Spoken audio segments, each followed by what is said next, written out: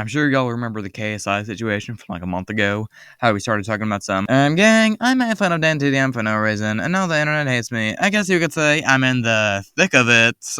That song was everywhere, and then we all got sick of it.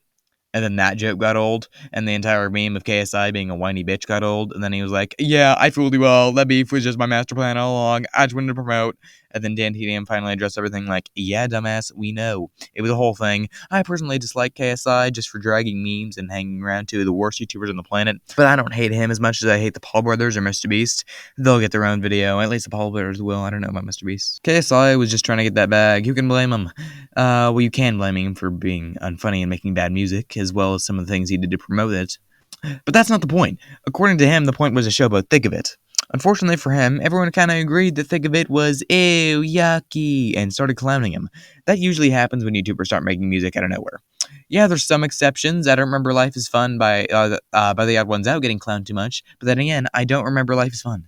The thing is, whenever YouTubers make music, it ends up being shitty, like Thick of It, forgettable, like Life is Fun, or sometimes a little bit of both, like Everyday Bro. The video is indeed called the double-edged sword of YouTuber music, implying that the sword has two sides, and soon there will be an on the other hand statement.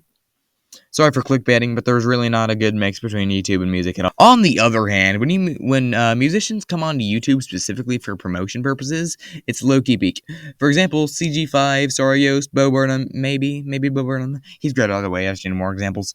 But you know what I mean. Music artists come onto YouTube doing trends and funny shit, and you'll see them every once in a while and be like, haha, that's funny. Wait, they make music? And then you go check them out because they have really good humor. That's how I found Story Ghost. Their shorts are really funny. Anyway, I'm just here to say that people who start off as YouTubers trying to make music, it's not really that good. But when music artists come onto YouTube trying to be funny, they usually are. I think AJR fits in that category as well, now that I think about it. With all that being said, I plan on dropping an album. I mentioned it back in September at the earliest, but that video is private. I mentioned again in the remake for the cancellation of Baked Toast video, talking about, gang, I'm dropping my starter track at the end of this month, and Bubba's gonna make his sometime in February. And that was in October. Most of y'all have probably forgotten about it, but I haven't, and I'm here to say that I haven't canceled it just yet. The planning for it is actually going quite well. The planning is not the actual production. I haven't started production. I'm still working on getting my shit together enough to start production. But I do have good news. Hyper143, the homie Kenneth, has agreed to be on the album. He said that he liked major parts, so if Bobo can't do it, I have Kenneth to fall back on. I don't really have an estimate on when it'll be done. I'm going to have to start production sometime next year, along with my show, Chronoscapers. For the record, that's still coming. The pilot's scheduled. If you'd want to help with that, I'd appreciate it.